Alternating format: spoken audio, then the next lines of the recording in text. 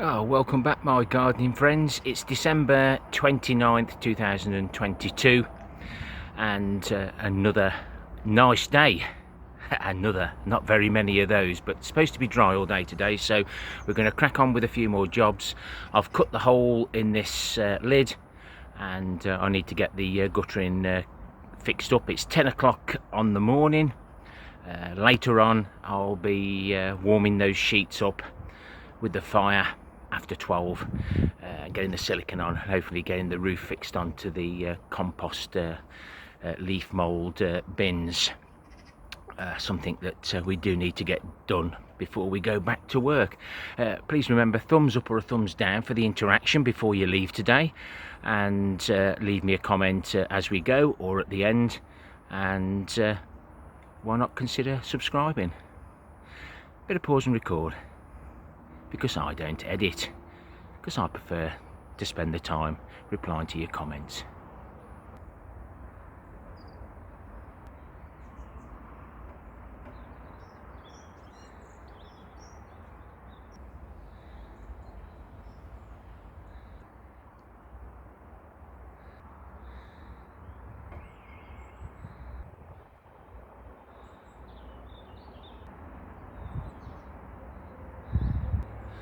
So that's another little job done. I say little, all these jobs do take time, but now this will now fill this water butt up. I might divert the other guttering towards here. Once this is full, then I can siphon the water out of this one into here, then it'll level off. This will fill up again, and then this will siphon across, and we can do the same as we go along. So we're going to get rain this week, so it's just a case of catching what we can. Move on to the next little job. The autumn fruiting canes have now died back sufficiently enough for me, my decision, to get these cut back. So autumn fruiting grow on next year's growth, so we need to cut it down. You don't have to. You will then get shoots come from the sides to get an earlier crop, but it does look messy. And as you can see, this is just 1 year's growth, and we had a lovely amount of raspberries from them. So we'll be cutting them down, all of them. No selection on here like we do with the summer fruiting. This one there was probably last year's, and this one was probably the year before, which has broken off quite easily. If they don't break off easy, don't force them, else you'll damage the actual crown. So we'll get cracking, get excuse me, get these cut down, select the best canes to save for pea supports, and we'll then show you how I overwinter them and what we feed them with.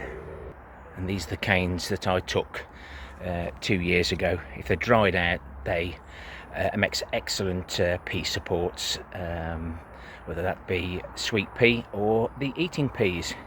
So well worth saving the best.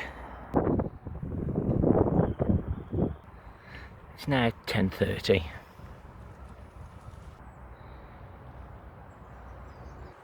So now they're cut down, I'm just going to tidy all this up, take anything out that wants to come out. It don't come out this year, it'll come out next. Just keeps everything nice and tidy. And I do like to, as I clear up out of your sight, I do like to add some log ashes from the fire at home. I know all these logs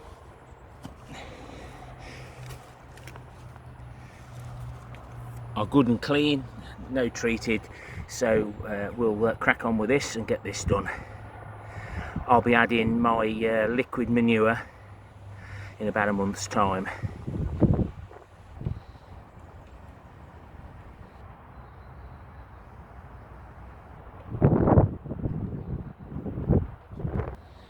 So that's that done, and we may as well give them a mulching now with a little bit of cocoa coir from the recent fly tip that we got. Time for some stress relief.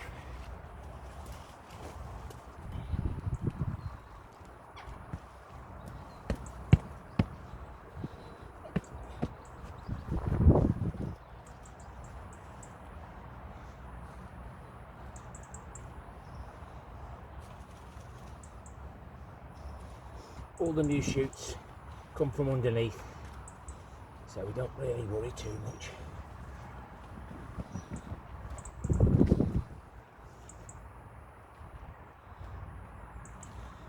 The rain will wash everything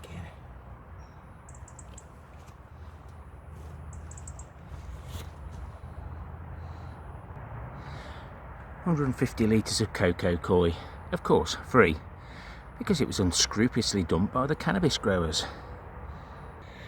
So it's 11 o'clock-ish, so that's 40 minutes to do this little job. There's some of the ones that are probably a little bit small for me to save, and there's a few that we've got. We don't need many because we can top up. They don't last forever, but that's definitely something worth doing and saving if you've got the space. If not, create space. I've used 3 old wheelie bins, cut them down, fastened them to the top, drilled some holes in the bottom for people that are new to my channel or missed some previous videos. Some of these small ones were dumped in a skip, so I've used 3 of them. Still got 2 small ones there, and then these are the spare black bin, green bin that I've got, and then we use the other bins for making some of our liquid plant foods, or trying to kill our perennial weeds, spelt with 1 N. Should be 2, shouldn't it? Just hiding behind my compost bin because it's a little bit windy. I would normally have a go at the blackberries as well, but I do like to vary what I do when I get up here. Apologise for the wind. Them Brussels were nice. So next job, this is the first one is my parsnip bed. Still got parsnips there. This one will be my parsnip bed for 2023, and as many of you know, I do a manure layer around about there between the bottom, the first and second pallet collar, and as you know, the manure does deteriorate, so we need to get some liquid manure. That's the manure runoff from fresh manure, so we're replacing it. Seems to work. Get some decent parsnips anyway. Apologies for the noise if you're getting any. First of all, I need to get 4 holes done. That's the depth we want. I shan't bore you with the rest. I've got my trusty little pipe. Place that into there.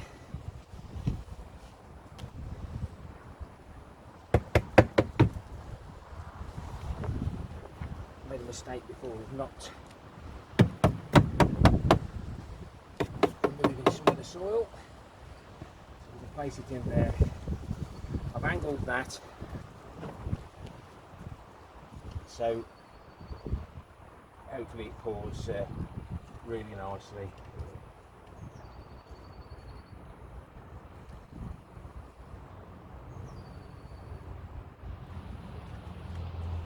Leave that to drain down because obviously it's come right to the top. We'll let that soak gently, and the 4 stations should get enough manure. It's about 3 to 4 litres of concentrate, which would normally make up at 10 to 1 quite a bit. So we'll get this little job done and out of the way, then we can top the bed up. I deserve a coffee break. I'm not a machine, am I?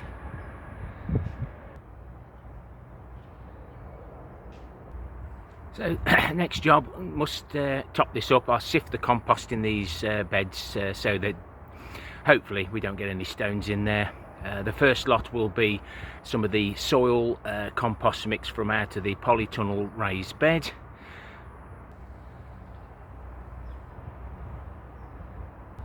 Equal amount of cocoa coir. This year's leaf mould.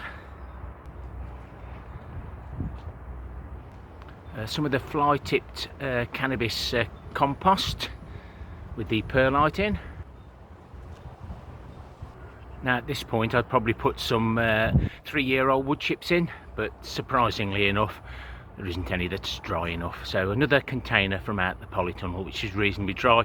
Got soil in, so it gives this some body. And surprisingly enough, this hasn't cost me a penny to top this bed up.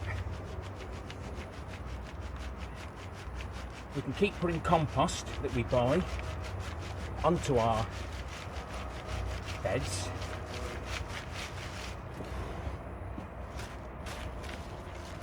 But it'll keep breaking down, so it's alright going no dig, but we do really need to get as much soil from out of those beds as we possibly can. Soil from molehills is good if you're short.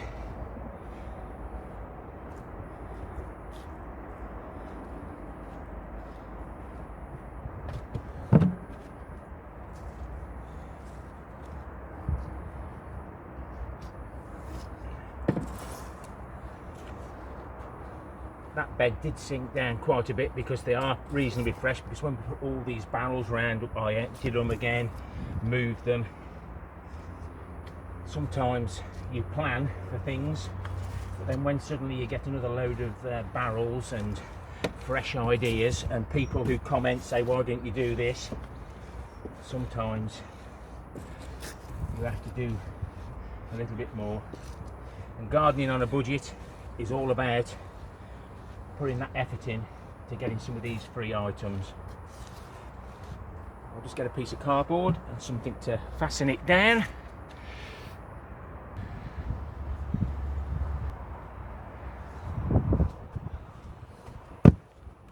Hope you enjoyed that, guys. I'll just check the time in a bit, but at least that bed's out the way now. It's protected from the rain and the rest of the winter. The water will just drift off to each side, hopefully, and then that manure runoff, which is very strong, will hopefully soak around the bottom.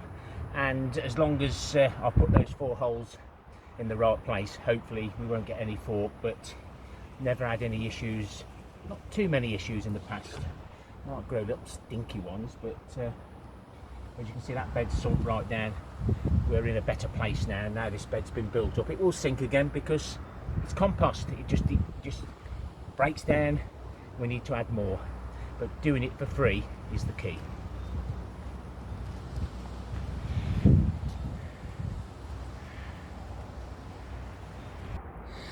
So you're going to get a bit of a mishmash of videos from me. Might not be all in order, but this is the raised bed that we created a few years ago. We've added materials in. Might create a hotbed in the future when we start to heat this polytunnel, but this year it's going to have lots of manure and all the cannabis compost that we find that's unscrupulously dumped by those cannabis farmers. I can reuse it elsewhere, sifted. I know this hasn't had any nutrients because it's had carrots and strawberries over the last 2 or 3 years. Those tubs over there have had manure in, so I have to be careful where I put that, but that'll be ideal for some of the plastic containers that I've got. And I'm going to shut this video down now, crack on, get a fire going, get that roof on, and also look at the wick guttering system for the water containers, the roof loft tanks that we've got. So why not click that subscribe button and follow my allotment journey, gardening on a budget. Happy gardening to you all. Until next time, my friends. Ta-ra for now. Awesome. A little shout out to Jason and Colleen at Clive's Conundrum Allotment. I'll pop their playlist at the end.